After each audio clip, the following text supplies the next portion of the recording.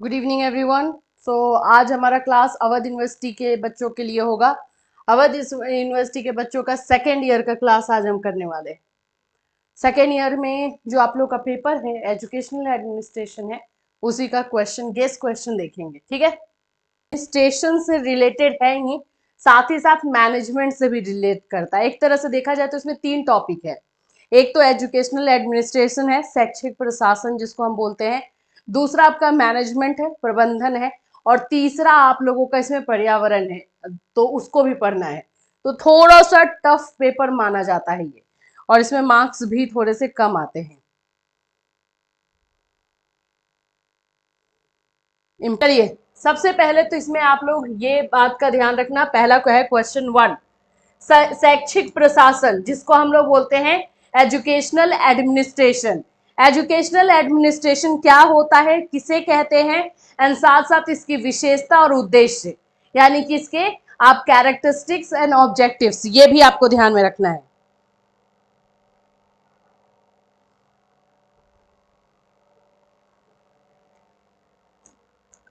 तो जस्ट ये पहला क्वेश्चन आप लोग का इस तरह से रहेगा, शैक्षिक प्रशासन का अर्थ बताइए, इसकी प्रकृति को बताइए या इसके उद्देश्य को बताइए। अगर ऐसा क्वेश्चन रहेगा तो आपको लिख देना है। देखो, जनरली ये क्वेश्चन आपको 8 नंबर वाले में आएगा, लेकिन ऐसा हो सकता है कि लॉन्ग में भी दे दे, एक दो क्वेश्चन को मिक्स करके। तो है क्या शैक्षिक प्रशासन? तो देखो, शैक्षिक प्रशासन को उपयुक्त मानव और भौतिकी संसाधनों को एकीकृत करने की प्रक्रिया के रूप में माना जाता है।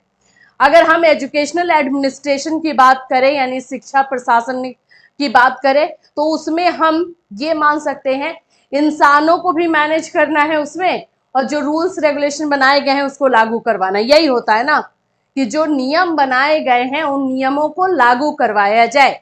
और एजुकेशनल एडमिनिस्ट्रेशन है तो ये नियम जो है, जाहिर सी बात है, एजुकेशन से रिलेटेड होंगे, यानी कि शिक्षा से रिलेटेड ये जो है होंगे। तो देखो, एक शैक्षिक संस्थान के कार्यक्रम के उद्देश्य को प्राप्त करने के लिए उपलब्ध कराया जाता है और प्रभावी बनाया जाता है।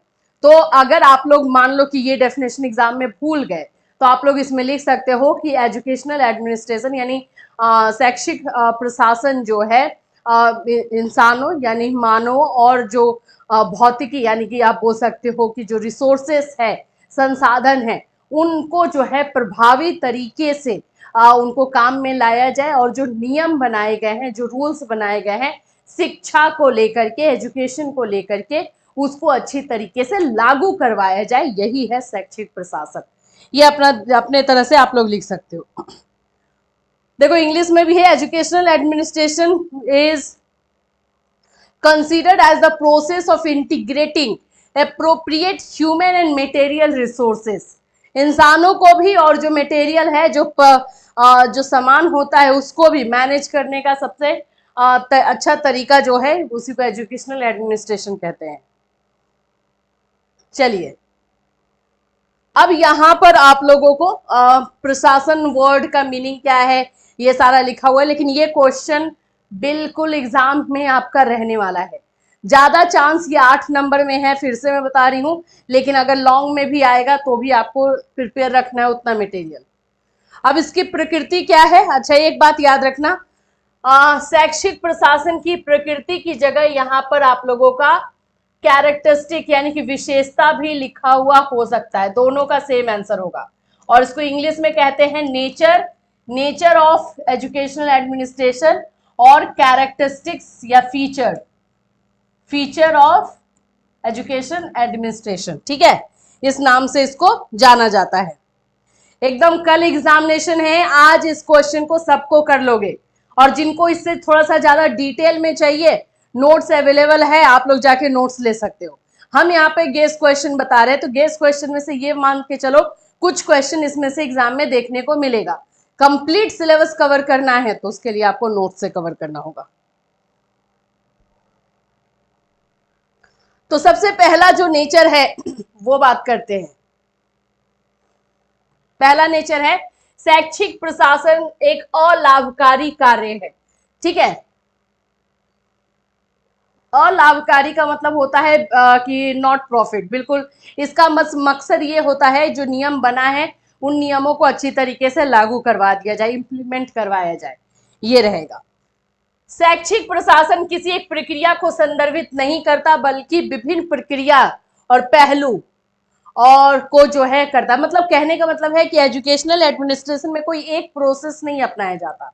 जैसे मान लेते हैं कि भारत में एजुकेशन को, शिक्षा को लेकर के नियम बनाया जाए, जैसे अभी है, अभी 1 साल वाला बीएड आ रहा है, ठीक है, तो ये नियम बन रहा है ना, अब इसको लागू करवाने का काम करना है। तो इसको लागू जो है सिर्फ एक जगह तो नहीं करवाना है, पूरे देश में करवाना है। तो उसमें जो जो काम होते हैं वो शैक्षिक प्रशासन के अंतर्गत आएंगे। तो इसमें जो है योजना बनाई जाती है, यानी प्लानिंग किया जाता है, ऑर्गेनाइज किया जाता है, इंस्ट्रक्शन दिया जाता है, फिर इवैल्यूएशन भी किया जाता है, मूल्यांकन भी किया जाता है कि सारा काम सही से हो रहा है या नहीं। तो ये आपका जो है फीचर ऑफ एजुकेशनल एडमिनिस्ट्रेशन है। थर्ड है शैक्षिक प्रशासन मुख्य रूप से एक सामाजिक उद्यम है, क्योंकि यह भौतिक संसाधनों की तुलना में मानव संसाधन से अधिक संबंधित है।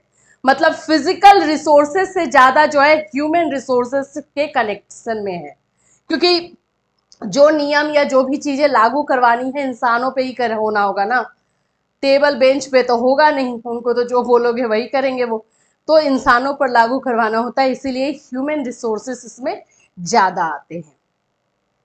अच्छा, एक बात याद रखना, लॉन्ग वाला जब भी क्वेश्चन करना तो उसमें एक फ्लो चार्ट या डायग्राम जरूर बना देना। फ्लो चार्ट या डायग्राम लॉन्ग क्वेश्चन में जरूर बनाना है, ठीक है। इसी तरह से इसके 6 जो है फीचर्स है। शैक्षिक प्रशासन एक जटिल मामला है। Educational administration is a complex process, क्योंकि बहुत छोटी छोटी चीजों पर, बारीकियों पर ध्यान देना होता है। शैक्षिक प्रशासन कई मायनों में सामान्य प्रशासन के समान है, मतलब कि जो नॉर्मल एडमिनिस्ट्रेशन का काम होता है उसी की तरह। अब जैसे आपके घर में ही है, आपके घर में कोई फंक्शन या कोई चीजें होंगी तो उसमें भी तो आपको उसको एडमिनिस्ट्रेट करना होगा कि कैसे चीजें हो रही हैं, सही जा रही हैं या नहीं, इसको ऐसे करना है, ऐसे करना है, तो करोगे। तो सामान्य तरीके से ही होती है, कुछ जगहों पर जो है इसमें चेंजेस देखने को मिलता है। शुभ संध्या, देखो नीचे में इंग्लिश में दिया गया है। अब हम आ जाएंगे इसके तीसरे टॉपिक पे, जो कि है शैक्षिक प्रशासन के उद्देश्य। कभी भी एजुकेशनल एडमिनिस्ट्रेशन अकेले नहीं होगा, उसके साथ उसकी विशेषता यानी प्रकृति या उद्देश्य ये जरूर जुड़ा हुआ रहेगा, वो आपको लिखना होगा। तो क्या है शैक्षिक प्रशासन के उद्देश्य? पहला है छात्रों को उचित शिक्षा प्रदान करना। सबसे पहला पॉइंट यही याद रखना है, स्टूडेंट को जो है एप्रोप्रिएट एजुकेशन मिले, जिस बच्चों के लिए जो एजुकेशन है, ठीक है। सेकेंड आप लोग का है सभी संसाधनों का पर्याप्त उपयोग सुनिश्चित करना। मतलब कि जैसे होता है ना, आप देखते हो ना कि गवर्नमेंट जगहों पर कि कोई चीज जो है अभी यूज की जा सकती है लेकिन उसको उठाकर फेंक दिया जाता है और सरकार से दूसरा मांग लिया जाता है, तो इसका मतलब है कि जो रिसोर्सेस है उसका सही उपयोग नहीं किया गया है ना। तो यहाँ पर एजुकेशनल एडमिनिस्ट्रेशन ये देखता है कि जितने भी रिसोर्सेस हैं यानी संसाधन हैं उनका अच्छी तरीके से सुनिश्चित किया जाता है कि उपयोग हो। फिर है शिक्षकों में व्यवसायिक नैतिकता और व्यवसायिक विकास सुनिश्चित करने के लिए टीचर्स की क्वालिटी पर भी ध्यान दिया जाता है कि टीचर जो है वोकेशनल एजुकेशन और वोकेशनल मोरालिटी पर भी ध्यान दे। ठीक, 3 पॉइंट, ये सारे पॉइंट्स वाले हैं, ठीक है। तो पॉइंट्स में से पॉइंट को लर्न कर लेना, एक्सप्लेन अपने अकॉर्डिंग कर देना। 4th नंबर इसका ऑब्जेक्टिव है विद्यार्थियों को लोकतांत्रिक जीवन जीने के लिए एंड डेमोक्रेटिक लाइफ क्या होती है उसके बारे में बच्चों को बताया जाए। समुदाय को लाभ बंद करना, यानी कि समुदाय यानी कम्युनिटी को भी लाभ पहुंचाना। देखो कोई भी काम अगर सही तरीके से मैनेज करके करवाया जाएगा तो वो हमारे समाज को, हम ही लोगों को तो फायदा होगा, तो समुदाय को, समाज को तो फायदा होना ही है। तो उन सभी चीजों पर जो है ध्यान दिया जाता है।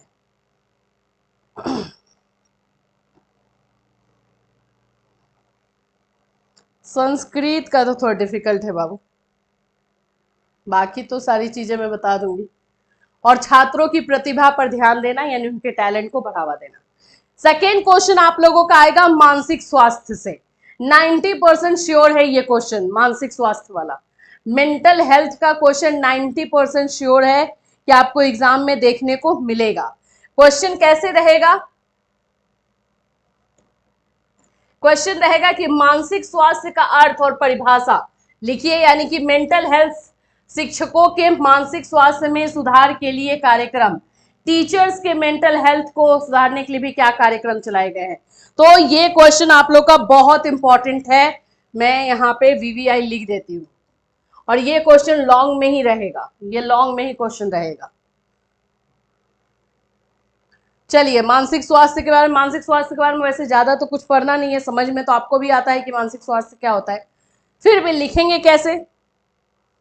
गुड इवनिंग एवरीवन, एकदम फोकस करो प्लीज, आप लोगों के लिए ही लाया गया है ये क्लास, नहीं करोगे आगे का सब्जेक्ट में नहीं लेकर आऊंगी। मनुष्य के सामाजिक मानसिक स्वास्थ्य का मतलब होता है जिस प्रकार मनुष्य के शारीरिक स्वास्थ्य उसके सभी बाहरी और आंतरिक शरीर के अंगों के उचित रखरखाव और कार्य से है, उसी प्रकार उसके मानसिक स्वास्थ्य का अर्थ है उसके दिमाग के उचित रखरखाव और कार्य प्रणाली से। सिंपल है, जैसे हमारा फिजिकल एक्टिविटी है, फिजिकल हेल्थ है, तो हम अपने हेल्थ का ध्यान रखते हैं कि हमें जुकाम ना हो, हमें बुखार ना हो, ये सब हम रखते हैं। उसी तरह से मेंटल हेल्थ भी है, मानसिक स्वास्थ्य भी है कि हमारा दिमाग जो है प्रॉपरली सही तरीके से काम करे, वही उसी को हम मानसिक स्वास्थ्य कहेंगे। ठीक है, ये हो गया मानसिक स्वास्थ्य। अब इसमें आपको डेफिनेशन लिखने होंगे। दो डेफिनेशन मैंने दिए हैं, लेडल के अनुसार और हेडफील्ड के अनुसार, याद रखना ये क्वेश्चन लॉन्ग में पूछने के चांसेस है। अब हम आते हैं शिक्षण पेशे के लाभ, यानी टीचिंग के जो है लाभ क्या है। सबसे पहला है शिक्षण स्वच्छ कार्य है। अगर हम मानसिक स्वास्थ्य, मानसिक शिक्षण की बात करते हैं, मेंटल एजुकेशन की, मेंटल हेल्थ को बनाए रखने के लिए, एजुकेशन के लिए, तो ये बहुत जरूरी है। और इसका फायदा यही है कि जितना काम होता है टीचिंग का वो सही तरीके से हो पाएगा। टीचर अगर मेंटली फिट है तो जानेगा ना कि उसको क्या करना है, तो काम सही तरीके से होगा, युवाओं से संपर्क होगा, एडल्ट से, कार्य की विविधता यानी डाइवर्सिटी जो है वो बढ़ेगी, और आय स्थिर और सुनिश्चित होगा। जो जितने भी लोग आज कहते हैं कि हम बेरोजगार हैं, हम कोई काम नहीं कर पा रहे हैं, उनको काम मिलेगा तो हमारे देश से बेरोजगारी भी कम होगी। तो ये आप लोगों के जो है लाभ हो गए। अब यहाँ पे उस क्वेश्चन में दूसरा पार्ट जो था, शिक्षकों के मानसिक स्वास्थ्य में सुधार के लिए कार्यक्रम, टीचर्स के मेंटल हेल्थ को सुधारने के लिए। अगर टीचर मेंटली फिट नहीं है तो क्या वो सही तरीके का एजुकेशन दे पाएगा?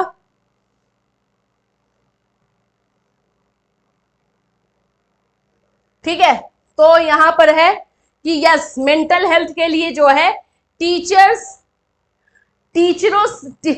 से बोल रही हूं, बताओ, शिक्षकों के बीच में रिलेशन जो है सही रहे, इस पर काम किया जाता है। आप अक्सर देखते होंगे कि एक टीचर का दूसरे टीचर से जो है प्रॉब्लम चलता है, जिसकी वजह से उनका मेंटल हेल्थ खराब होता है। तो टीचर्स के बीच में जो रिलेशन है उसको सही करना पहला कार्यक्रम ये होता है। दूसरा होता है शिक्षक प्रधान संबंधों में सुधार, जो प्रिंसिपल है उसके साथ टीचर का रिलेशनशिप अच्छा होना, अच्छा करना। इसके लिए बहुत सारे फंक्शन किए जाते हैं, प्रोग्राम किए जाते हैं, टीचर से एक साथ बैठते हैं, बाहर उनको ले जाया जाता है, ये सारे प्रोग्राम किए जाते हैं।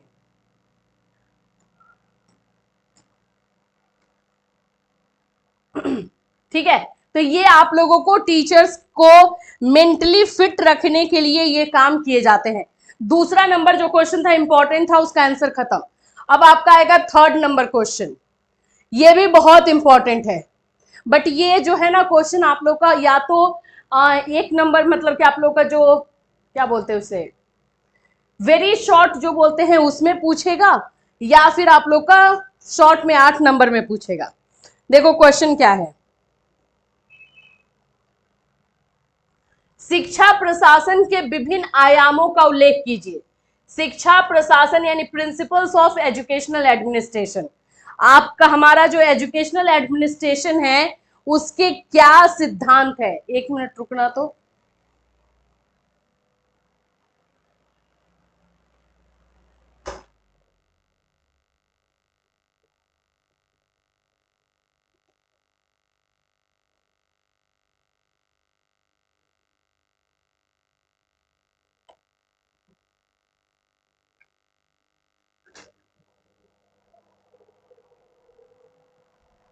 चलो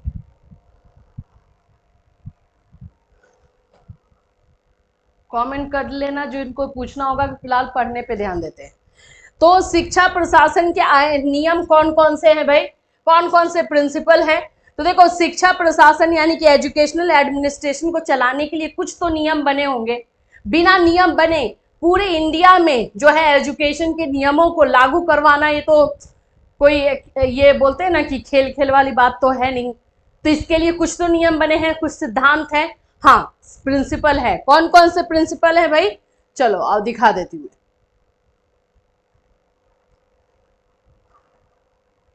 ये है प्रिंसिपल 4, 5, 7, टोटल आप लोग का 7 प्रिंसिपल है। क्या है, किस तरह से काम होता है? सबसे पहला तो होता है कि जो एडमिनिस्ट्रेशन का काम हो वो सेंटर लेवल से हो, पहला सेंट्रलाइज्ड हो। शिक्षा प्रशासन में केंद्रीकरण का प्रिंसिपल ऑफ सेंट्रलाइजेशन, पहला नियम ये है। अब ये है कि हमारे कंट्री में कौन सा नियम चलता है, क्या सेंट्रलाइजेशन चलता है? तो देखो, पूरा सेंट्रलाइजेशन नहीं है। हमारे देश में जो है केंद्र सरकार और राज्य सरकार दोनों मिल करके जो है अपना एजुकेशन को चलाती है। तो कुछ सेंटर वाली बातें रखी जाती है, कुछ स्टेट वाली बातें रखी जाती है, और दोनों को मिल करके चलता है हमारे इंडिया में जो एजुकेशन एडमिनिस्ट्रेशन है, ऐसा है। दूसरा हमारा हो जाता है शिक्षा प्रशासन में विकेंद्रीकरण, जिसको हम बोलते हैं डिसेंट्रलाइजेशन। पूरी तरीके से सेंटर को हटा दो, ऐसा भी हमारे कंट्री में नहीं है। थर्ड हमारा है शिक्षा प्रशासन में राजकीय शैक्षिक तत्परता, यानी कि पब्लिक एजुकेशनल एंटरप्राइजेस। जो स्टेट है वहां के जो अथॉरिटी है वो अपना सारी चीजें जो है चलाए, पूरे एजुकेशनल एडमिनिस्ट्रेशन को, यानी एजुकेशन के नियमों को लागू करे। फिर उसके बाद हो जाता है अराजकीय, तो ये भी वही उल्टा हो गया। 5 नंबर में आते हैं तो ये हो जाता है आंतरिक नियंत्रण, यानी principle of internal control in educational administration. फिर उसके बाद है बाह्य नियम, फिर उसके बाद से है democratic principle in education administration. तो ये 7 टोटल नियम हैं एजुकेशनल एडमिनिस्ट्रेशन के, यानी शैक्षिक प्रशासन के 7 नियम हैं, और इन्हीं नियमों के आधार पर एजुकेशन का पूरा एडमिनिस्ट्रेशन चलाया जाता है। कुछ चीजें यहाँ से, कुछ चीजें वहां से, मतलब कहीं कहीं पर 2-2 नियम जो है एक्टिव होते हैं, और उसके अनुसार जो है पूरी चीजें चलाई जाती है। जैसे अगर हम अपनी कंट्री की बात करते हैं तो यहाँ पर सेंटर का और राज्य का, स्टेट वाला दोनों चलता है। दोनों तरीके से जो है हम एजुकेशन एडमिनिस्ट्रेशन जो है कर पाते हैं। तो इस तरह से ये 7 नियमों को आपको पढ़ना है। आगे चल करके आपको जो है एग्जामिनेशन में इसमें से कोई एक नियम आपको पूछता है। ज्यादातर आपको ये केंद्रीयकरण वाला, मतलब इसको मैं 95% बोलूंगी कि ये इंपॉर्टेंट है। ये पूछेगा कि शिक्षा प्रशासन में केंद्रीयकरण का नियम क्या है, what is principle of centralisation, ये वाला अकेले से पूछता है, और वो भी उस समय 8 नंबर में पूछेगा। अकेले से ये क्वेश्चन आता ही आता है, 95% चांसेस है ये क्वेश्चन आपको आने का। तो आगे चल करके मैंने इसका क्वेश्चन को अलग से ही आंसर किया है ताकि आ जाए। दूसरा जो है आपका ये आता है विकेंद्रीकरण। तो इन दोनों में से कोई एक क्वेश्चन एग्जाम में आपको देखने को मिल सकता है। चलिए, तो हमारा 4th नंबर क्वेश्चन आ जाएगा, शिक्षा प्रशासन में केंद्रीयकरण का नियम क्या है? आखिर में ये सेंट्रलाइजेशन वाला रूल है क्या? तो इसमें जैसे मैंने आपको बताया ही और समझाया ही, सेंट्रलाइजेशन का रूल ही का मतलब ही हो जाता है कि जो एजुकेशन के नियम बन रहे हैं वो सेंटर से बनेंगे, और सेंटर ही जो है, सेंटर यानी केंद्र। जैसे अभी हम बात करें कि अभी सरकार किसकी है, एनडीए की है, बीजेपी की सरकार है, मिल करके है। तो उन लोगों का जो, वो लोग दिल्ली में रहकर जो नियम बना रहे हैं, वही नियम पूरे देश के कोने कोने में लागू हो, वहीं से लागू करवाया जाए। तो ये क्या, ये आप खुद सोचो कि क्या ये सही रहेगा? तो देखो, कुछ हद तक बोला जाए तो सही भी है, क्योंकि वहां से क्या होगा कि हर एक स्टेट में एक ही तरह का एजुकेशन मिलेगा, है ना। हर एक स्टेट में, मानो ये जो है दिल्ली है, सेंट्रलाइज मतलब होता है केंद्र से, ये केंद्र है, केंद्र से जो नियम बन रहा है वो पूरे इंडिया में हर जगह पे लागू हो रहा है, ठीक। तो यहां से ये इतने दूर से हम अगर इंडिया के एक राज्य के कोने की बात कर लेते हैं, असम जैसे राज्य की बात करते हैं, वहां पर हम जाते हैं, या फिर बिहार राज्य की बात कर लेते हैं, वहां के किसी कोने में किसी जगह में जो है किस तरह का एजुकेशन चल रहा है, यहां से मैनेज कर पाना डिफिकल्ट होगा, होगा ना, डिफिकल्ट तो होगा ही होगा।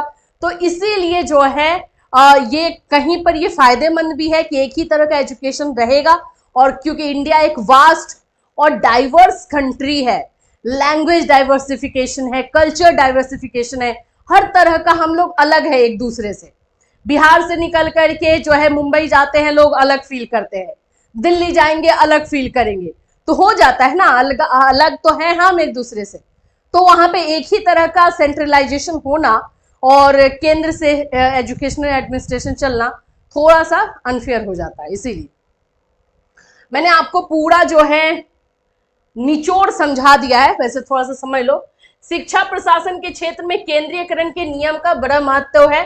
इस प्रकार के प्रशासन में संपूर्ण सत्ता, ठीक है, पूरा कंट्रोल, सभी रिस्पॉन्सिबिलिटी, नियंत्रण, कार्य क्षमता आदि सब कुछ केंद्रीय शक्ति के हाथ में होता है, यानी सेंटर के हाथ में होगा।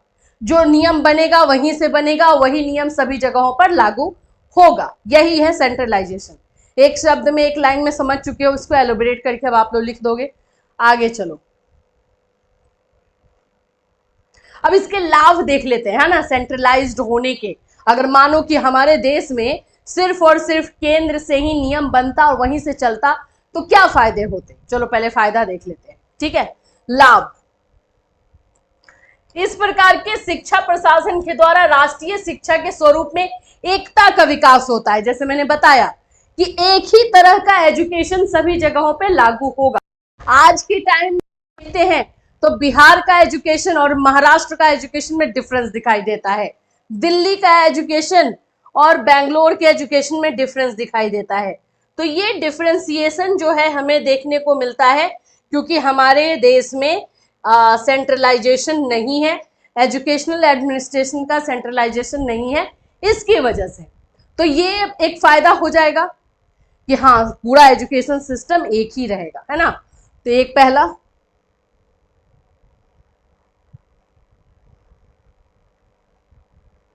दूसरा नियम है शैक्षिक योजनाओं का निर्माण करने में इजी होगा। जैसे आज हमारे कंट्री में अगर कोई भी एजुकेशनल रूल बनाया जाता है तो सभी राज्यों के बारे में सोचा जाता है कि दक्षिण भारत में, साउथ इंडिया में क्या चलेगा, इस साइड में क्या चलेगा, उस साइड में क्या चलेगा, ऐसा होता है। लेकिन जब एक ही जगह से नियम ऑपरेट करना है तो फिर तो इजी हो जाएगा। अभी देखो, जैसे हमारे संविधान में ट्राई लैंग्वेज बना है ना, त्रिभाषा बना है। क्यों बना है? क्योंकि हमारे देश की डाइवर्सिटी की वजह से बना है ना, हमारे देश में इतना विविधता है, उसी की वजह से बनाना पड़ा है, राइट। तो जब ऐसा होगा तो फिर इन चीजों का हमें फायदा देखने को मिलेगा। रूल्स रेगुलेशन बनाने में इजी हो जाएगा, उसको लागू करने में इजी हो जाएगा।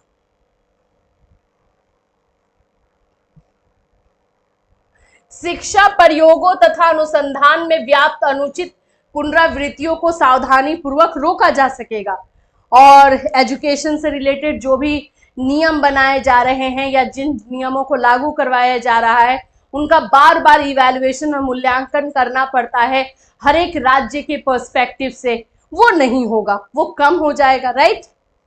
शिक्षा प्रशासन तथा उसकी नवीन योजनाओं की ओर देश के सुप्रसिद्ध विद्वानों का ध्यान शीघ्रता पूर्वक आकर्षित किया जा सकेगा।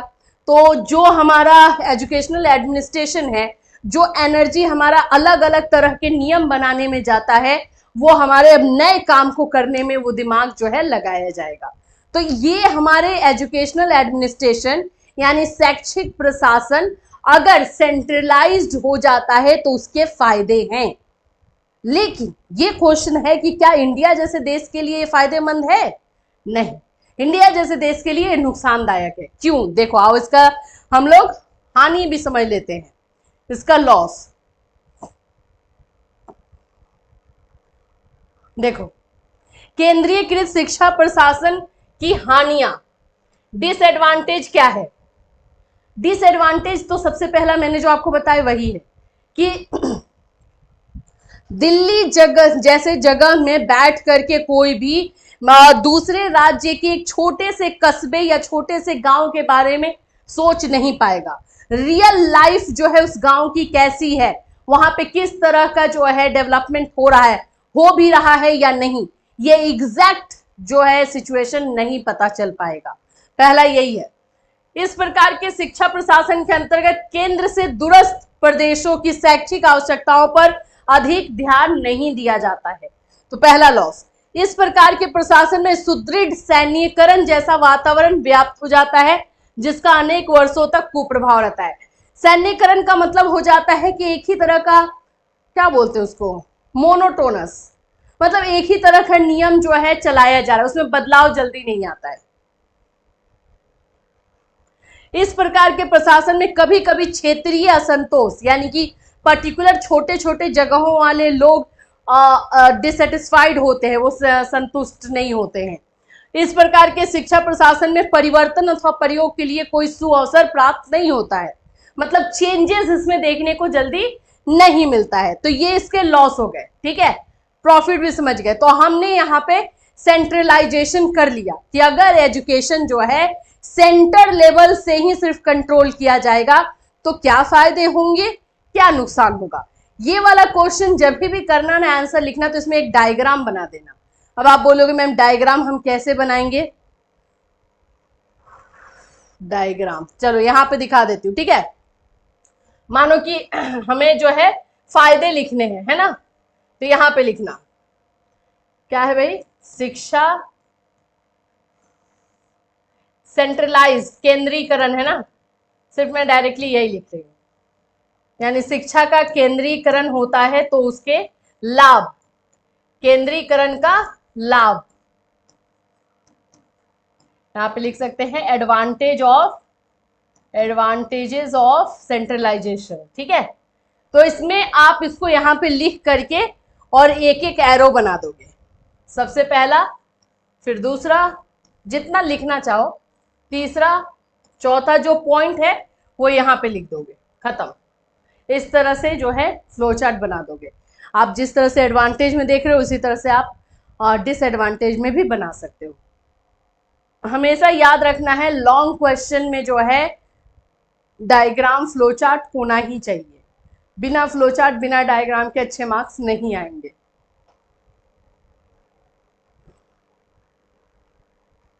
ठीक है, चलिए नेक्स्ट क्वेश्चन में चले। नेक्स्ट क्वेश्चन विकेंद्रीकरण का है, डिसेंट्रलाइजेशन का है कि अगर डिसेंट्रलाइजेशन नहीं होगा तो क्या होगा। तो ये पीडीएफ आप लोगों को टेलीग्राम पर दिया जाएगा, इसको पढ़ लेना, जस्ट अपोजिट है उसका, जिसमें मैं टाइम ज्यादा वेस्ट नहीं करूंगी, इसको आप लोग पढ़ लोगे, समझ में आ जाएगा, ये जस्ट अपोजिट है।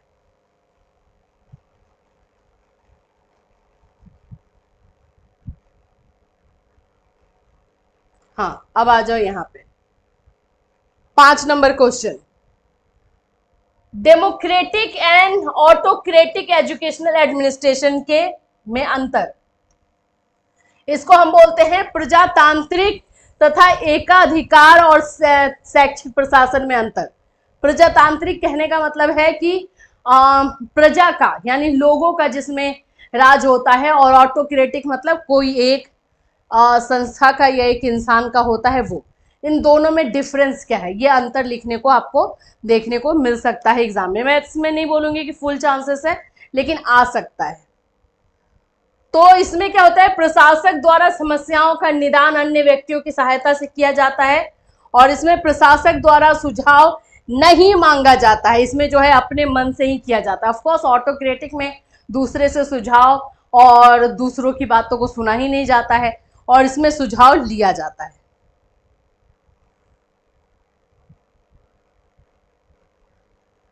प्रशासक अपने कर्मचारियों के व्यक्तित्व का आदर करते हैं, तो जो डेमोक्रेटिक होता है उसमें जो कर्मचारी होते हैं उनका रिस्पेक्ट किया जाता है, और इसमें जो है तिरस्कार किया जाता है, यही डिफरेंस होगा। इसमें जो भी लोग होते हैं, जो काम कर रहे होते हैं, वो बहुत अच्छे तरीके से खुशी खुशी काम करते हैं क्योंकि उनको रिस्पेक्ट मिल रहा है, और यहाँ पर जो है मजबूरी में उनको काम करना होता है और करना पड़ता है। तो ये डिफरेंसेस है, इसको पढ़ लेना, हो जाएगा, इसमें नहीं समझाने वाला कुछ है। 16 डिफरेंसेस है। हाँ, यहां से आ जाओ, यहां से बहुत इंपॉर्टेंट क्वेश्चन आ रहा है। अब देखो, ये सब क्वेश्चन 8 नंबर वाले में आपको देखने को मिलेगा। एजुकेशनल एडवाइजरी बोर्ड, ठीक है, कौन कौन सा है? यूजीसी, एनसीटी, एनसीईआरटी, इन सभी के बारे में आपको पढ़ना होगा। केब, ये सब क्या क्या है ये पढ़ना होगा एकदम ध्यान से। सबसे पहला जो है केब है, इसका नाम है CABE, इसको हम क्या बोलते हैं? केब, ठीक है। इसका केब का फुल फॉर्म क्या हो जाता है? सेंट्रल, सी से सेंट्रल, ए से एडवाइजरी, ठीक है, फिर बी से बोर्ड ऑफ एजुकेशन। ये एकदम केब का याद रखना है। तो केब क्या है? यह शिक्षा में भारत सरकार के सबसे पुराने और सबसे महत्वपूर्ण सलाहकार निकायों में से एक है। ये भारत सरकार को एजुकेशन के मामले में, शिक्षा के मामले में सलाह देती है। इनफैक्ट राज्य सरकारों को भी सलाह देती है अगर उन्हें जरूरत होती है तो। 1935 में स्थापित यह सरकार को संदर्भित किसी भी शैक्षिक प्रश्न पर सलाह देता है और बोर्ड में देश के सभी हिस्सों के प्रतिष्ठित शिक्षाविद और भारत सरकार। अब आपको लगेगा कि ये केब में होता कौन है?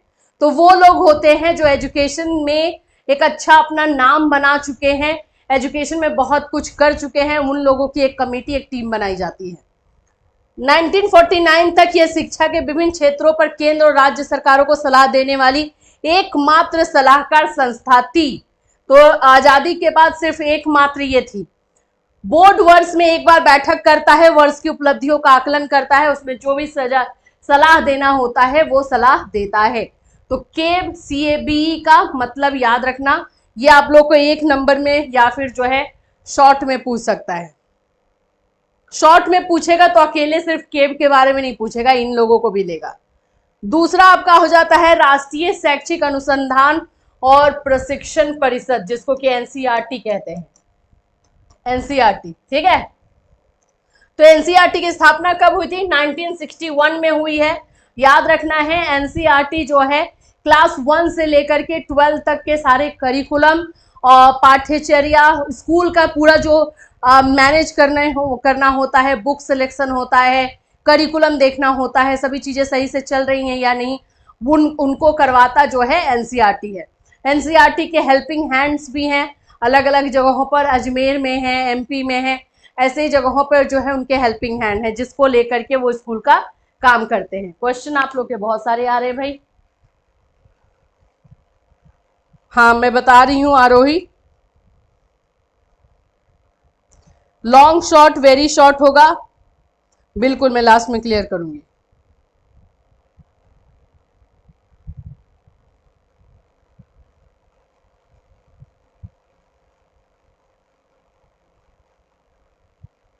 ठीक है, और कोई क्वेश्चन नहीं है? तो NCERT के बारे में ये चीजें हैं। अब NCERT का काम क्या होता है? तो स्कूली शिक्षा और शिक्षक शिक्षा पर भारत सरकार को सलाह देना, अनुसंधान और विकास को प्रोत्साहित करना, एजुकेशन से रिलेटेड रिसर्च भी करवाती है NCERT, विस्तार सेवा प्रदान करना, राष्ट्रीय स्तर पर शैक्षिक कार्यक्रमों का आयोजन करना। तो ये सब इसके कार्य है, NCERT के काम है जो कि NCERT करती है। अब नेक्स्ट आ जाएगा UGC, यानी कि आप लोग का विश्वविद्यालय अनुदान आयोग, यूनिवर्सिटी ग्रांट कमीशन। UGC का फुल फॉर्म क्या है? University grant commission. ये फुल फॉर्म वाला भी कर लेना, आप लोग को 1-1 नंबर में फुल फॉर्म लिखने को जो है आ जाता है, वेरी शॉर्ट में। हाँ, तो विश्वविद्यालय अनुदान आयोग जो है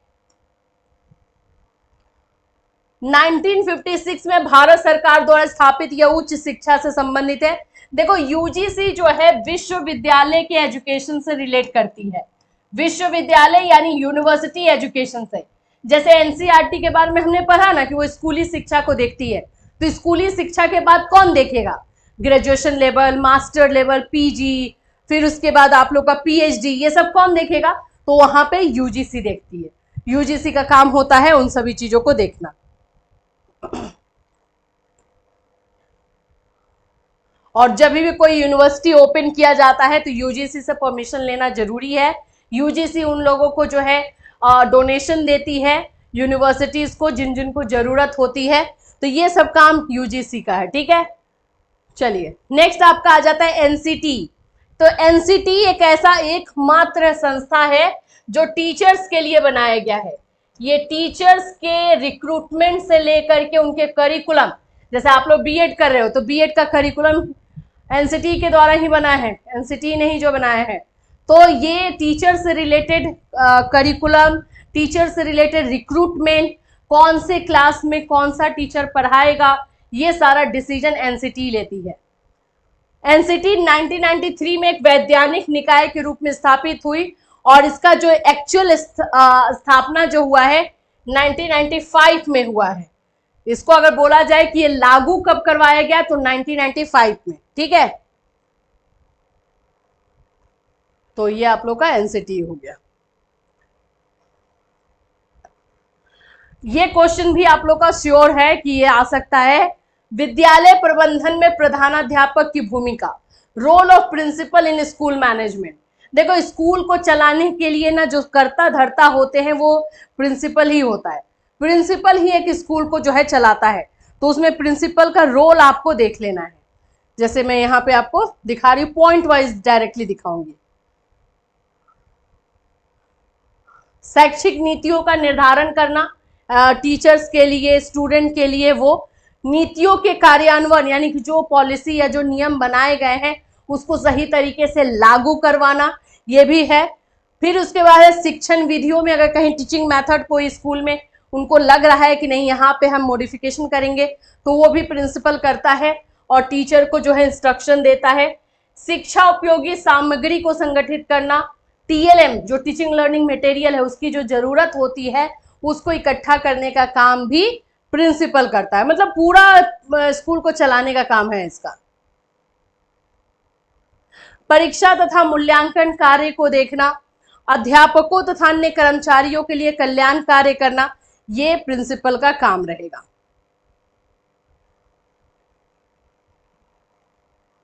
नेक्स्ट क्वेश्चन और इंपॉर्टेंट है, ये है स्कूल मैनेजमेंट से। आप लोगों का ना इस बुक में 3 एक तरह से चैप्टर है। एक तो आप लोगों का एजुकेशनल एडमिनिस्ट्रेशन है, दूसरा मैनेजमेंट है जिस मैनेजमेंट में स्कूल मैनेजमेंट के बारे में पढ़ना है, और तीसरा आप लोगों का जो है हेल्थ है, मेंटल हेल्थ, जो हमने अभी पढ़ लिया। हाँ, तो विद्यालय प्रबंधन का अर्थ क्या है, इसकी परिभाषा और इसकी विशेषता बताइए, यही है क्वेश्चन रहता है। तो विद्यालय प्रबंधन क्या है भाई? स्कूल को मैनेज करना, सही तरीके से चलाना। ऐसे तो सुनने में लग रहा है स्कूल चलाना बहुत ईजी है, बच्चों का खेल है, लेकिन एग्जैक्टली बच्चों का खेल नहीं है। और इसको लिखने के लिए आप लोगों को रटने की जरूरत नहीं है। आपने अपने स्कूल में देखा होगा कि कैसे जो है सारी चीजें चलती हैं, कैसे टाइम टेबल के अकॉर्डिंग क्लासेस चलते हैं, कैसे एक टीचर अगर एक क्लास में है तो दूसरे क्लास में वो टीचर नहीं हो सकता, इसलिए उसकी ड्यूटी वहाँ पे न लगाई जाए। असेंबली होता है, असेंबली के बाद फर्स्ट पीरियड में आप लोग का अटेंडेंस लिया जाता है, फिर उसके बाद आप लोग के एग्जामिनेशन के टाइम में एग्जाम लिया जाता है, फिर गेम्स मिलता है, को करिकुलर एक्टिविटीज करवाई जाती है। ये पूरा तो स्कूल मैनेजमेंट ही है, ठीक है। अब थोड़ा सा लिखना कैसे है वो समझ लो। विद्यालय प्रबंधन वो कला है जिसके अंतर्गत शिक्षा के विभिन्न उद्देश्यों की प्राप्ति हेतु विद्यालय संबंधी मानवीय और भौतिक तत्वों को व्यवस्थित किया जाता है। मतलब school management is an art, एक कला है जिसमें फिजिकल रिसोर्सेस जैसे टेबल, चेयर, बाकी सारी जो चीजें होती है, जो निर्जीव वस्तुएं होती है, नॉन लिविंग थिंग्स होती है वो, एंड साथ साथ ह्यूमन बीइंग को मैनेज करना, सही तरीके से व्यवस्थित ढंग से उसको चलाना ही हमारा स्कूल मैनेजमेंट है। इसमें आपको ह्यूमन को भी चलाना है, इंसानों को भी देखना है और बाकी रिसोर्सेस भी देखने हैं। तो ये दोनों काम को अच्छी तरीके से जो मैनेज करता है वो हमारा स्कूल मैनेजमेंट में आएगा, ठीक है।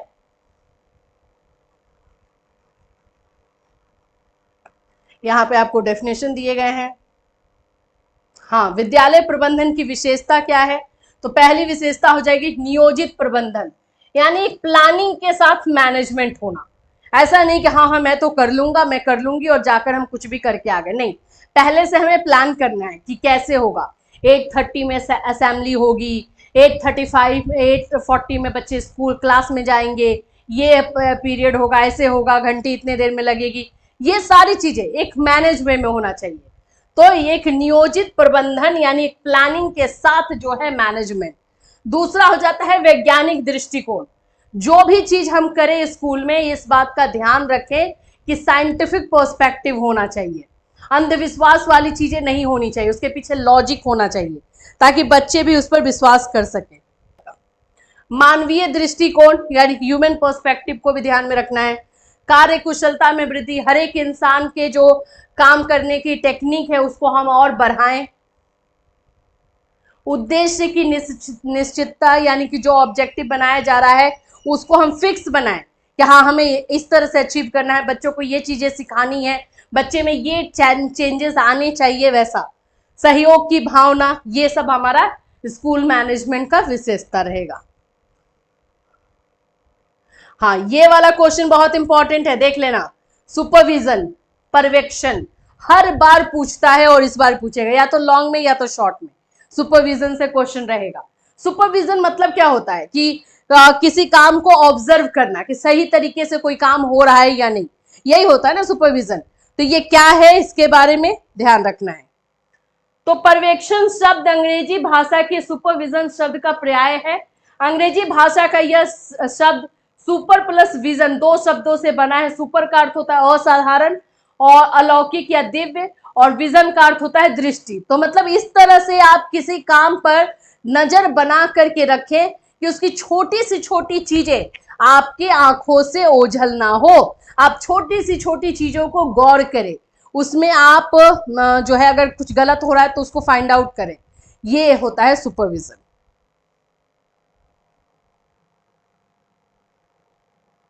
वन 106 का पीडीएफ दे दिया गया बाबू, आप जाके टेलीग्राम पर देख लो।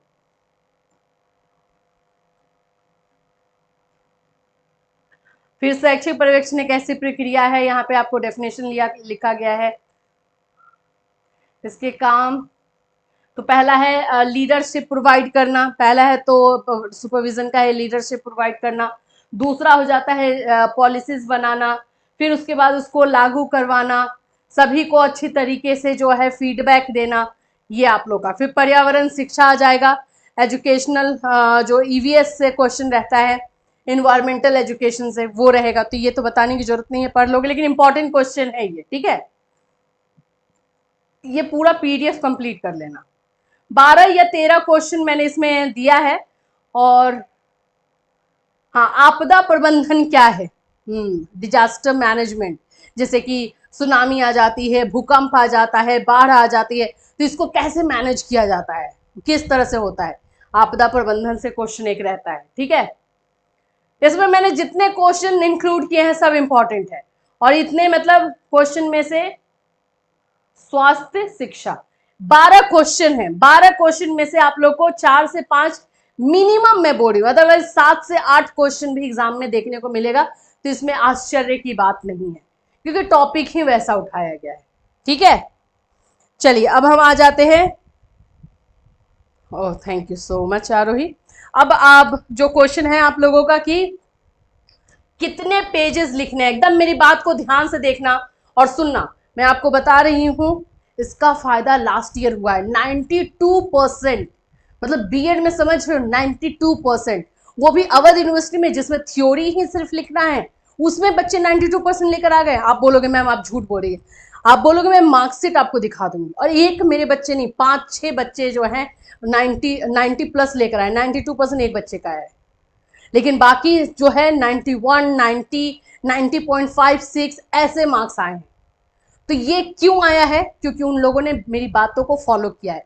और प्लीज आप लोग भी करना, फायदा आप लोगों का है। क्या क्या चीजें हैं वो ध्यान रखो। सबसे पहले कि आप लोगों का जो है 3 फॉर्मेट में एग्जाम होता है, ठीक है, अवध यूनिवर्सिटी का। एक लॉन्ग क्वेश्चन होता है, एक शॉर्ट क्वेश्चन का होता है, और एक वेरी शॉर्ट का होता है ना, ऐसे ही होता है। वेरी शॉर्ट वाला क्वेश्चन आपको पहले दिया हुआ रहेगा, आपको ये नहीं करना है, आपको सबसे पहले लॉन्ग क्वेश्चन को कंप्लीट करना है। ये 16 नंबर का पेपर होता है, मतलब 16 नंबर का एक क्वेश्चन होता है। तो आपको सबसे पहले 16 मार्क्स वाला तीनों क्वेश्चन कंप्लीट कर लेना है। सबसे पहले लॉन्ग क्वेश्चन को कंप्लीट करना है। दूसरे नंबर पे ये 8 नंबर का होगा, 8 मार्क्स का, फिर इसको कंप्लीट करना है। और फिर उसके बाद वेरी शॉर्ट करना है, ताकि वेरी शॉर्ट में से अगर 1-2 क्वेश्चन छूट भी जाए तो उतना अफसोस ना हो, क्योंकि इसमें से अगर एक क्वेश्चन छूटा 16 नंबर खा जाएगा, इसमें से एक क्वेश्चन छूटा 8 नंबर खत्म कर देगा। और इसमें से अगर छूटा तो 1 से 2 नंबर जाएगा, 3 नंबर जाएगा, क्या ही जाएगा। ठीक है, तो ये सबसे लास्ट में करना है और कोई दिक्कत नहीं होता है कि आप पहले ये कर रहे हो वो कर रहे हो, कुछ नहीं होता है। दूसरी चीज को याद रखना है, लॉन्ग क्वेश्चन में फ्लो चार्ट कंपलसरी रखना है। फ्लो चार्ट एकदम होना ही होना चाहिए। बिना फ्लो चार्ट के बना करके आओगे, आंसर लिख कर आओगे, फालतू है, उतना मार्क्स नहीं मिलेगा जितना एक्सपेक्ट करोगे। अब बात करते हैं पेजेस का। लॉन्ग क्वेश्चन कम से कम 5 से 6 पेजेस लिखना, मिनिमम 5 पेज नहीं तो 6 पेज। शॉर्ट क्वेश्चन आप लोग जो है 3 से 4 पेज लिखना, 3 पेज तो कंपलसरी लिखना ही लिखना। 8 नंबर का शॉर्ट होता है आप लोग का, और ये तो एक एक लाइन में लिखना है बस। ये एकदम दिमाग में बैठा लोगे, ठीक है। अब एक और टॉपिक रह गया, इसमें जो है आप लोगों को लॉन्ग क्वेश्चन में निष्कर्ष लिखना होगा। निष्कर्ष जिसको कि हम कंक्लूजन कहते हैं। जब भी क्वेश्चन खत्म करोगे, मतलब पूरा क्वेश्चन का आंसर हो गया, नीचे में लिखोगे निष्कर्ष, कंक्लूजन, और वो कंक्लूजन अपने शब्दों में रहेगा, अपने से बना करके लिखना। 2 लाइन लिखो, 3 लाइन लिखो, लेकिन अपने शब्दों में लिखो। जैसे एक मैं बता देती हूँ, अभी हमने ये पढ़ा ना, शिक्षा का केंद्रीकरण पढ़ा, इसी पे मैं बताती हूँ। जैसे एजुकेशनल एडमिनिस्ट्रेशन सेंट्रलाइज्ड होगा तो इसमें निष्कर्ष लास्ट में जाकर के लिखेंगे, उपयुक्त कथनों के आधार पर, ठीक है, या on the above statements we can say that, उपयुक्त कथनों के आधार पर मैं ये कह सकती हूं कि एजुकेशन यानी शिक्षा को जो है केंद्रीकृत अगर किया जाता है तो इसके फायदे भी हैं और नुकसान भी हैं। सिंपल, बस कर दो, खत्म हो गया। क्या ही दिक्कत है, आप अपने अनुसार लिख दो, 2-2 लाइन में लिखना है, ठीक है। ये प्लीज मिस मत करना, क्योंकि अवध यूनिवर्सिटी में नियम से कॉपी चेक होता है, मतलब प्रेजेंटेशन देखा जाता है, मैंने देखा है प्रेजेंटेशन देखा जाता है, तो इस चीज का ध्यान रखना है, ठीक है। तो ये आप लोगों का पूरा फॉर्मेट है। अगर इसमें शॉर्ट क्वेश्चन में अगर डायग्राम नहीं बनता है तो कोई बात नहीं है, लेकिन फ्लो चार्ट बना दोगे तो अच्छा रहेगा, पेज कवर हो जाता है और आपके आंसर को एनहेंस कर देता है। अब आप लोग बोलोगे कि मैम हर क्वेश्चन में हम कैसे बनाएंगे फ्लो चार्ट और डायग्राम? कोई दिक्कत नहीं है, चैनल पर जाओ, लिखो बीएड में फ्लो चार्ट बनाना, आ जाएगा वीडियो हमारा, जाकर देख लो। हर क्वेश्चन में हम फ्लो चार्ट बना सकते हैं, कैसे बना सकते हैं वो मैंने डिटेल में बताया हुआ है, जाकर देख लो, लेकिन बिना फ्लो चार्ट के मत करना प्लीज। बाकी तो फिर आप लोग का ऑल द बेस्ट है, और जो ये पीडीएफ दिया गया है इसको कंप्लीट कर लेना है, और जो बच्चे नोट्स परचेज किए हैं या जो पेड में हैं, जो आप लोग को एक कंप्लीट नोट्स दिया गया है, जो आप लोग कंप्लीट नोट्स परचेज किए हो, पूरा कंप्लीट कर लेना है, और कुछ नहीं।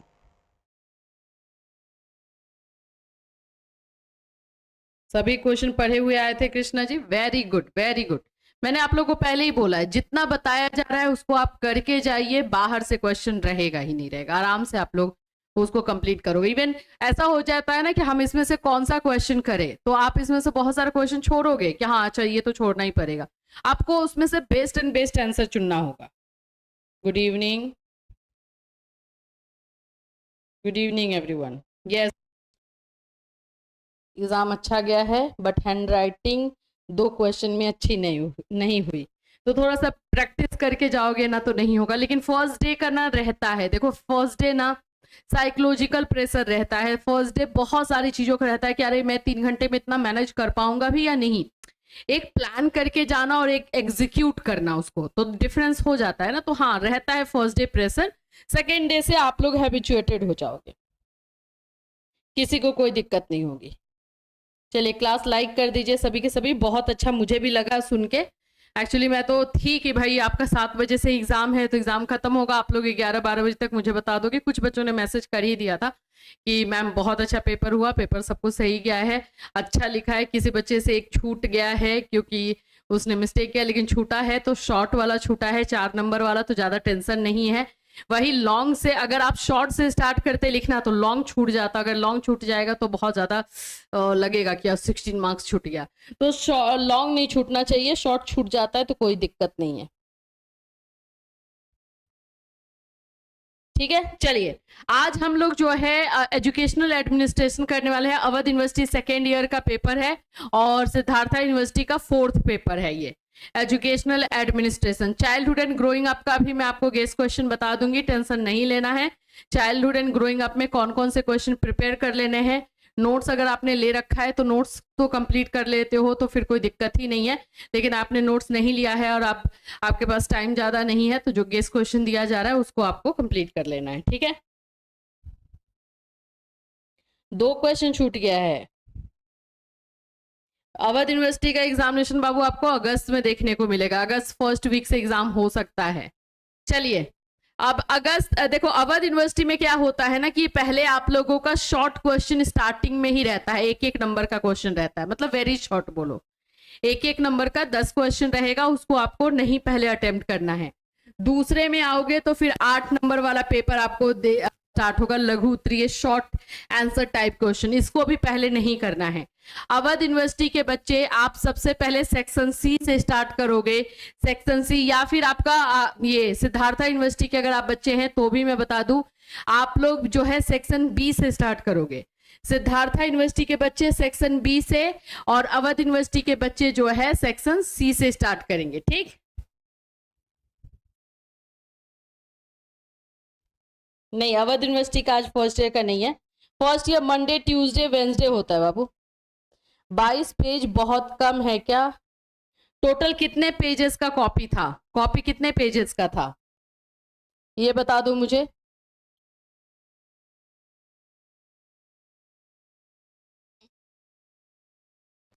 टोटल कितने पेजेस का था कॉपी?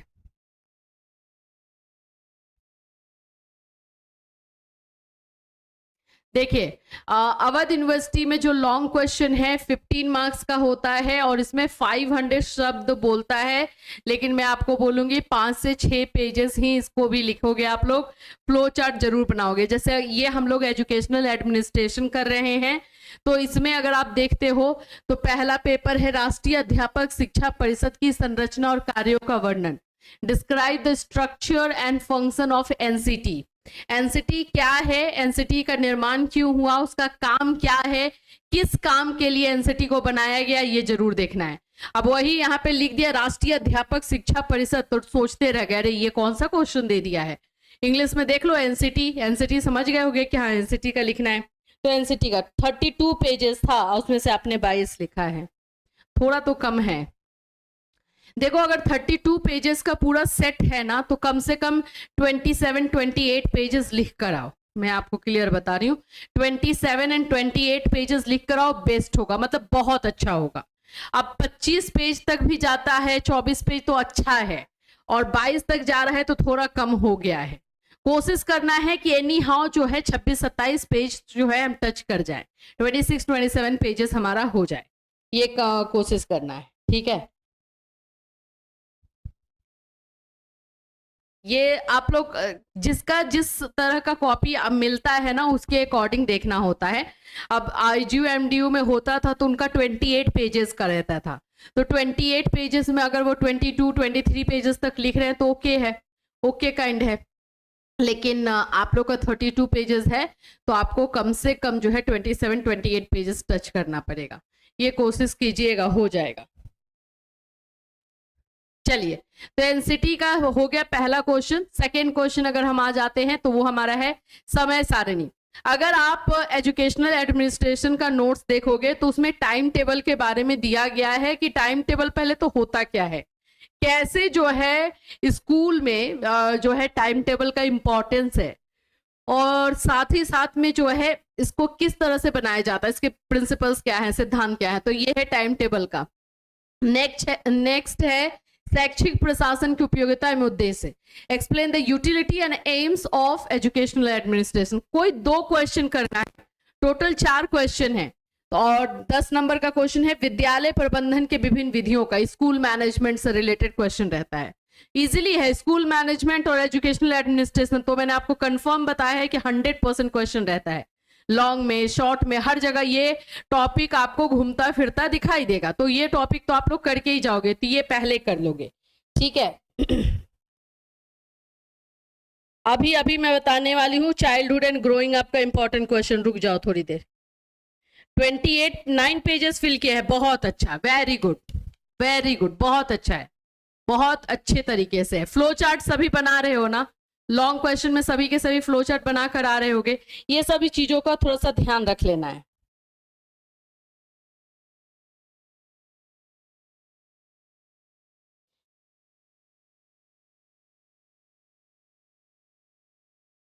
देखो, हाँ, वेरी गुड। ये किसका है क्वेश्चन? कृष्णा मधेसिया जी का है। इन्होंने बताया है कि 6 पेजेस इन्होंने लिखे हैं, फ्लो चार्ट भी बनाया है, कंक्लूजन भी लिखा है, 8 मार्क्स वाले में 3 पेजेस लिखा है, शॉर्ट में 1.5 पेज लिखा है। देखो, इनका पूरा ये कैलकुलेशन करके 29 पेजेस तक इजीली चला गया है। तो ये इसीलिए मैं एटलीस्ट 27 28 भी कर लोगे तो वो भी अच्छा है। 29 पेजेस का इनका पूरा बन रहा है, बहुत बहुत अच्छा। Thank you so much. देखो, आप लोग मुझे थैंक यू बोलोगे, उससे पहले मैं आपको थैंक यू बोलूं कि एटलीस्ट आप लोगों ने उतने दिन का जो हमने क्लास लिया और डायरेक्शन जो दिया आपने फॉलो किया। कोई फॉलो नहीं करता है तो ज्यादा गुस्सा आता है। बीएड सेकेंड ईयर का कौन सा पेपर है? आई थिंक वो होगा, टीचिंग प्रिंसिपल वाला होगा, है ना? वो भी आपका चाइल्डहुड से तो नहीं, लेकिन हाँ, टीचिंग लर्निंग से मिलता रहता है। फ्लो चार्ट भी बनाया है, कंक्लूजन भी लिखा है, वेरी गुड। आप लोगों का जब रिजल्ट आएगा ना, दोनों से मैं बोल रही हूँ, कृष्णा जी से और ये जो है नाम है साज, आई थिंक साज यही नाम है आपका, आप दोनों मुझे अपना मार्क्स जरूर बताओगे और सभी पेपर में इसी तरह से फॉलो करोगे। और जो लोग भी ऐसे फॉलो नहीं कर रहे हैं, प्लीज नेक्स्ट एग्जामिनेशन में इसी तरह से फॉलो कीजिए जैसे इन लोगों ने बोला, जैसे हमने आपको बताया। और बताने का मतलब थोड़ी ना कि इस कान से सुनो और इस कान से निकाल दो, उसको इम्प्लीमेंट करना होता है। मैम, मैं डॉक्टर भीमराव अंबेडकर यूनिवर्सिटी का स्टूडेंट हूँ। मेरा फर्स्ट ईयर में एक पेपर री था और सेकेंड पेपर का एग्जाम दी हूँ, तो कैसे दोनों का मार्क्स ऐड होगा प्लीज?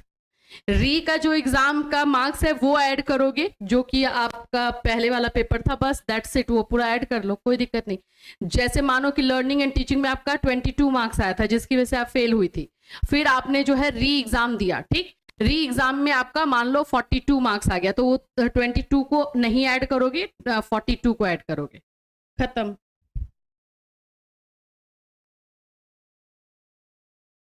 वेरी गुड, 32 पेजेस लिखा है आपने, बहुत बहुत अच्छा।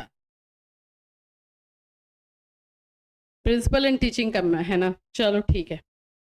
चलिए, अब एक एक थोड़ा सा इनका क्वेश्चन हम लोग देख लेते हैं। एजुकेशनल एडमिनिस्ट्रेशन आप ही लोगों का फर्स्ट ईयर वाले बच्चों के लिए रहेगा। फिर उसके बाद से जो है हम चाइल्डहुड का देख लेंगे एंड देन प्रिंसिपल वाला भी देख लेंगे। थोड़ा सा क्वेश्चन मैं बता दूंगी कि वो करके चले जाना। देखिए, अब क्या है कि जब लॉन्ग क्वेश्चन कर लोगे तो फिर आपको शॉर्ट वाला करना होगा, ठीक है? लॉन्ग कर लेते हो तो शॉर्ट करना होगा। हाँ, यहाँ पे लघु उत्तरीय, लघु उत्तरीय आप लोगों को जो है कितना करना? All question give answer of each question about 200 words. 5 question है और आपको जो है सभी करने हैं, और ये आप लोग का 8 नंबर का रहेगा, ठीक है? तो यहाँ से स्टार्ट कर दीजिए। शैक्षिक प्रशासन के क्षेत्र का वर्णन करें, पहला है। दूसरा आप लोग का है विद्यालय बजट क्या होता है, बजटिंग क्या होती है, ये सब पढ़ना है। फिर है शैक्षिक प्रशासन के सिद्धांतों का वर्णन कीजिए। फिर विद्यालय प्रबंधन के उद्देश्यों का, मैंने बोला ना कि जो स्कूल मैनेजमेंट है वही वाला क्वेश्चन इधर उधर घूमता रहेगा। जो आप लोगों का जो है ये एजुकेशनल एडमिनिस्ट्रेशन है उसी से रिलेटेड क्वेश्चन इधर उधर घूमता हुआ आपको मिलेगा। तो यही है, जनसंख्या नियंत्रण पर एक संक्षिप्त टिप्पणी लिखिए, ये भी आ गया है, तो इसको भी देख लेना। ये सारे क्वेश्चन में तो कोई दिक्कत नहीं होता है। आप लोग एक बार नोट्स अगर लिए हो तो पूरा कंप्लीट कर लेना। चलिए, हम आ जाते हैं हमारे सिद्धार्थ यूनिवर्सिटी के बच्चों के लिए चाइल्डहुड एंड ग्रोइंग अप का थोड़ा सा क्वेश्चन देख लेते हैं।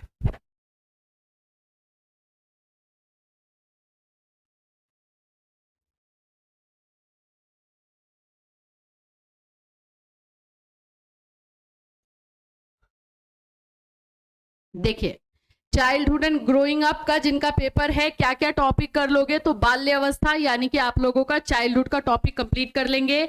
उसकी विशेषता यानी उसके कैरेक्टरिस्टिक्स, उसके उद्देश्य, ये कर लेंगे। बाल्यकाल, फिर है बाल्यकाल अवस्था।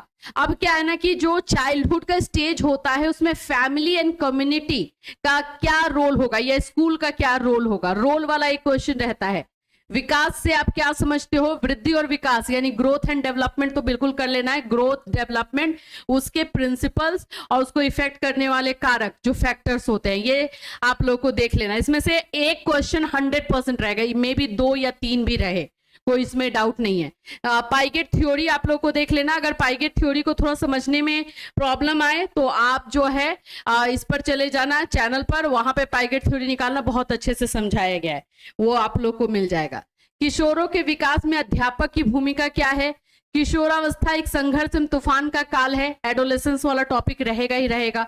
माध्य माध्यिका, ये वाला जो पार्ट है ना, ये है हमारे सिद्धार्था यूनिवर्सिटी का स्पेशली, बोलते हैं ना कि ये रेस्टोरेंट का स्पेशल डिश है, हाँ वैसा है ये इनका स्पेशल है। माध्य माध्यिका बहुलक मानक, ये जिसको हम लोग बोलते हैं मीन मीडियन मोड, ये थोड़ा देख के चले जाना। और इसको हम लोग जो है सेंट्रल टेंडेंसी बोलते हैं, ये देख लेना है। और ये सारा तो रहेगा ही, तो ये इतने सारे क्वेश्चंस कर लोगे। अगर जिन पाइगेट की थ्योरी के साथ अगर आप लोग जो है कोलवर्ग थ्योरी और वाइगोस्की की भी थ्योरी कर लेते हो तो अच्छा रहेगा आप लोगों के लिए। चलिए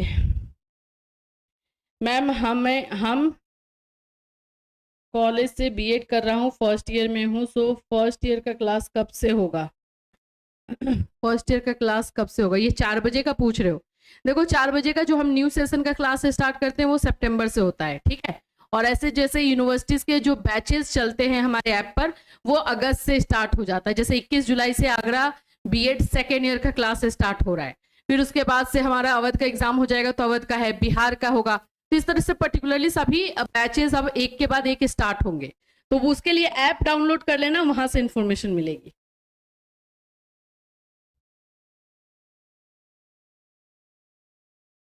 अवध यूनिवर्सिटी एडीसी का एग्जाम होता है क्या? नहीं, सेकेंड ईयर में री का मार्क्स नहीं दिखता है और पता भी नहीं चलता है कि आपने री दिया है, ठीक है। चलिए, तो ये हो गए आपके चाइल्डहुड एंड ग्रोइंग अप के। अब हम थोड़ा सा आगरा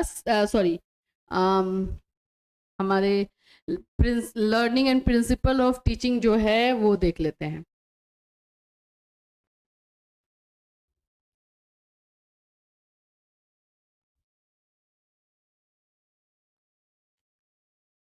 ये मैं आपको ना डायरेक्ट नोट्स दिखा देती हूँ, ठीक है, नोट्स में ही डायरेक्टली देख लो।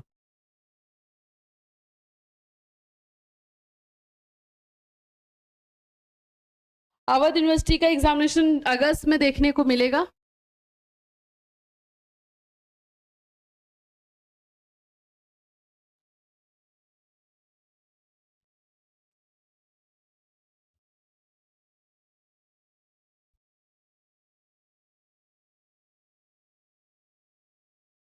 आठ नंबर वाले क्वेश्चन में भी कंक्लूजन लिखना है। देखो लिख देना तो अच्छा रहेगा, इसलिए लिख देना क्योंकि 8 नंबर तो कहीं कहीं पे लॉन्ग क्वेश्चन होता है। मतलब कंपलसरी मैं नहीं बोलूंगी, लॉन्ग में कंपलसरी है लिखना, बट अगर इसमें आपको टाइम मिलता है, आपके पास टाइम रहता है, तो बिल्कुल लिख दीजिएगा। सिद्धार्था का बता रहे हैं ना।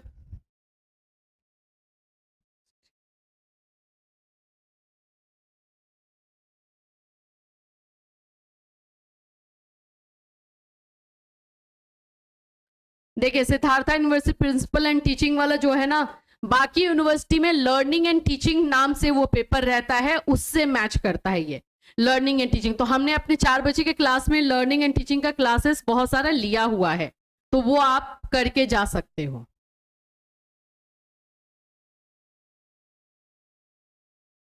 देखिए आपका ये इसमें सबसे पहले आपको शिक्षण के बारे में कर लेना है कि टीचिंग क्या होता है, टीचिंग की विशेषता क्या है, ठीक है, और लेवल्स ऑफ टीचिंग, ये वाला शिक्षण के स्तर कौन कौन से हैं, लेवल्स ऑफ टीचिंग क्या है, शिक्षण की अवस्थाएं क्या हैं, स्टेजेस और फेजेस ऑफ टीचिंग क्या होता है। ये दोनों क्वेश्चन में से एक क्वेश्चन लॉन्ग में रहता है और नहीं तो शॉर्ट में तो रहेगा ही रहेगा, इसमें कोई डाउट नहीं है। ठीक है, फिर उसके बाद है शिक्षण विधियों की विशेषता। अब क्या है ना कि टीचिंग मेथड में अलग अलग टीचिंग मेथड आ सकता है, आपके प्रॉब्लम सॉल्विंग मेथड पूछ सकता है, आपको इंडक्टिव डिडक्टिव मेथड आ सकता है। तो टीचिंग मेथड आप लोग को थोड़ा सा 2-4 टीचिंग मेथड देख लेना, उसमें से कोई रहेगा। अब यहाँ पर आ जाओ, क्या है, अभिक्रमित अनुदेशन, प्रोग्राम्ड इंस्ट्रक्शन, ये आपका एक चांसेस थोड़ा सा रहता है, या फिर इंक्वायरी वाला भी आपका, इंक्वायरी मॉडल जो होता है वो भी एक क्वेश्चन आता है, तो इन दोनों में से कोई एक कर लेना है। शिक्षक केंद्रित पाठ्यक्रम, करिकुलम से रिलेटेड रहेगा कि किस किस तरह के करिकुलम है, और उसमें से टीचर सेंटर करिकुलम या लर्नर सेंटर करिकुलम क्या है, तो इस तरह का क्वेश्चन इसमें देखने को मिल जाएगा। Very good VS, congratulations, 83% marks, बहुत अच्छा है, बहुत बहुत अच्छा है। Ma'am Awadh university third paper का कुछ बता दीजिए। बिल्कुल, क्लास से स्टार्ट होगा तो हम बता देंगे। अवध यूनिवर्सिटी सेकेंड ईयर का एग्जाम टाइमिंग क्या होता है? अब ये नहीं, इस बार चेंज भी कर सकता है, ऐसे सेकेंड फेज में रहता है, चेंज भी हो सकता है ये। Awadh university BEd first year exam कब होगा? ये हो गया, ठीक है, चलिए। सेकेंड पेपर और थर्ड पेपर पे बताया मैम, वो क्लास जब आप लोग का सौरभ करवाया जाएगा तो बिल्कुल बताया जाएगा।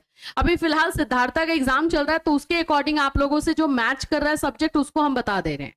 अदरवाइज प्रॉपर आपका क्लास तो चलेगा ही, या फिर आप जो है आपका ऐप पर क्लास चलेगा, तो वो सब आपको बता दिया जाएगा, उसमें नहीं है।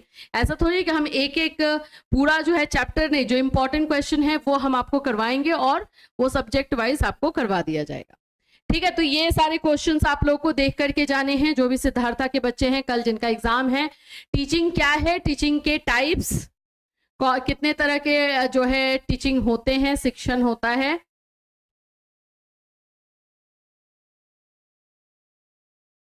शिक्षण के स्तर, लेवल्स ऑफ टीचिंग, जो आपको बताया गया अभी। इसमें आप लोग का ये 3 लेवल होता है, ये तीनों लेवल अलग अलग से भी क्वेश्चन आ जाता है। मेमोरी लेवल क्या है, अंडरस्टैंडिंग लेवल क्या है, रिफ्लेक्टिव लेवल क्या होता है, कोई भी एक अकेला लेवल भी पूछ लेगा आप लोगों में, तो उसको भी आपको देख लेना है। शिक्षण के स्तर, लेवल्स ऑफ टीचिंग, वही है, ये थोड़ा सा लॉन्ग है। शिक्षण की अवस्थाएं, ये भी 3 अवस्था है, जिसको हम लोग बोलते हैं फेजेस और स्टेजेस ऑफ टीचिंग, तो वो भी 3 है, वो भी अलग अलग पूछ सकता है या साथ में पूछ सकता है।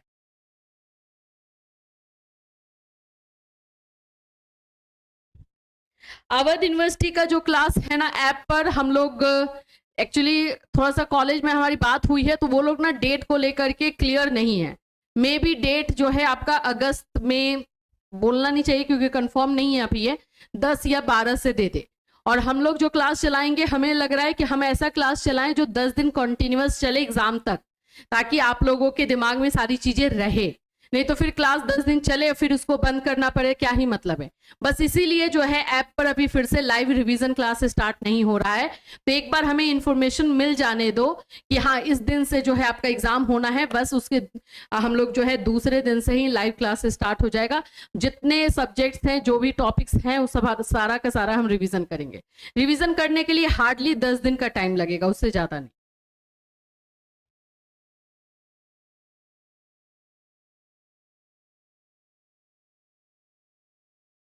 पैडागोजी पेपर को लेकर के क्लासेस करवाए गए हैं।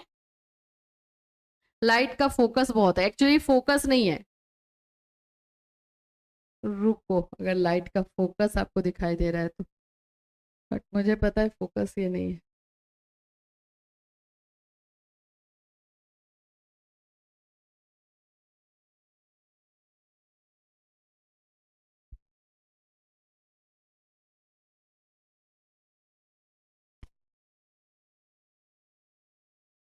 अभी बताना।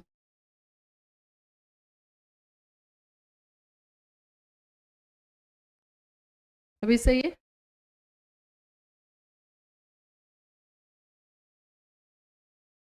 ठीक है, तो चाइल्डहुड का जो क्वेश्चन बताया गया वो आपको देख लेना है, और ये आप लोग का लर्निंग एंड टीचिंग का जो है, यानी प्रिंसिपल ऑफ टीचिंग का जो है वो बताया गया है। ये सारे क्वेश्चंस आपको देख करके जाने हैं। शिक्षण की पश्चात अवस्था यानी पोस्ट एक्टिव स्टेज, ये भी अलग से पूछ लेता है। इसके अलावा जो है कम्युनिकेशन क्या होता है, संप्रेषण क्या है, किसे कहते हैं, कितने प्रकार के होते हैं, ये सब क्वेश्चन रहेगा। ठीक, चलिए आई होप क्लियर हो गया ना। कल सेकेंड ईयर का भी एग्जामिनेशन जो है अच्छा जाए, बस हम लोग यही प्रे करते हैं। एंड जैसे जैसे अभी 4 बजे का क्लास है, वैसे हम इसको अवध यूनिवर्सिटी में पूरी तरीके से अवध यूनिवर्सिटी का क्लास जो है लिया जाएगा। बट अभी इनका एग्जाम थोड़ा सा खत्म हो जाए, 1-2 पेपर हो जाता है, तो उसके बाद अवध यूनिवर्सिटी को first year and second year के लिए ही डेडिकेटेड क्लासेस चलाए जाएंगे।